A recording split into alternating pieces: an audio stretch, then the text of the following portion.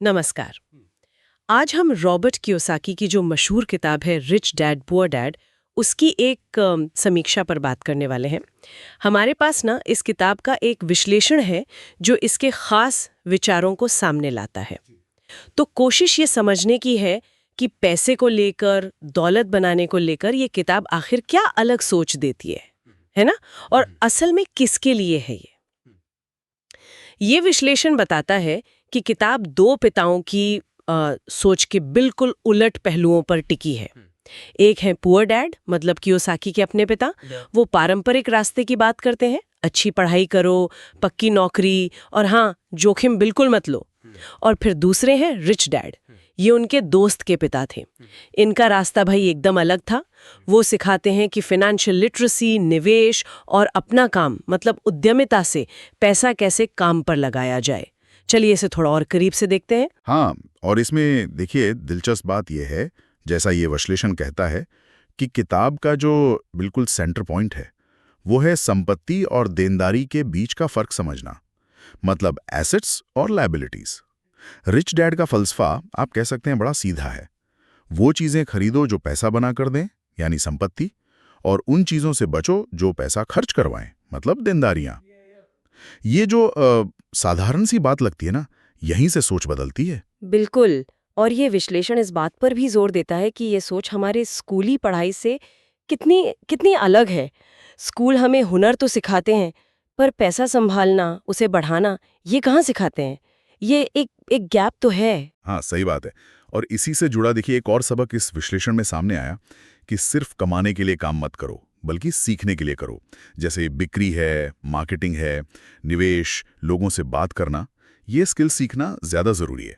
और साथ ही ये पैसिव इनकम, निष्क्रिय आय जिसे कहते हैं, उसके महत्व को भी रेखांकित करता है। मतलब रियल एस्टेट से कमाई, स्टॉक से या अपने बिजनेस से, ऐसी आय जिसके लिए आपको हर वक्त खटना ना पड़े, इसे ही वो असली आर्थिक आजादी की चाबी बताते हैं। समीक्षा में किताब की कुछ अच्छी बातों का भी जिक्र है, जैसे इसकी भाषा बहुत आसान है और खासकर वो लोग जो पर्सनल फाइनेंस में मतलब अभी नए हैं, उनके लिए काफ़ी मोटिवेशनल हो सकती है, सोच बदलने वाली।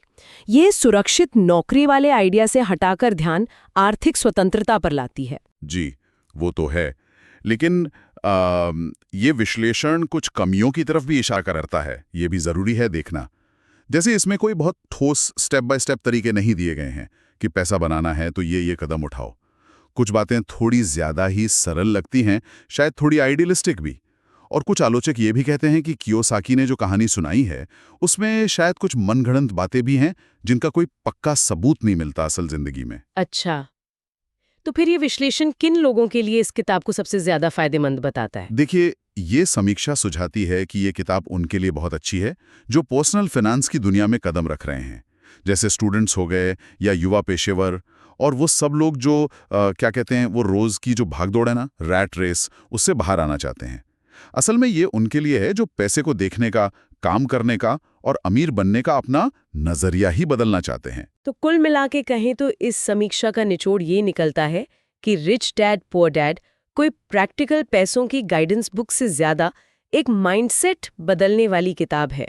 ये शायद ये न सिखाए कि भाई निवेश कैसे करना है, बिल्कुल स्टेप बाय स्टेप, लेकिन हाँ, ये पैसे, काम और वेल्थ क्रिएशन के बारे में आपकी सोच जरूर बदल सकती है। जो लोग आर्थिक रूप से आजाद होना चाहते हैं, उनके लिए ये एक बहुत अच्छा शुरुआती पॉइंट हो सकता है। बिल्कुल।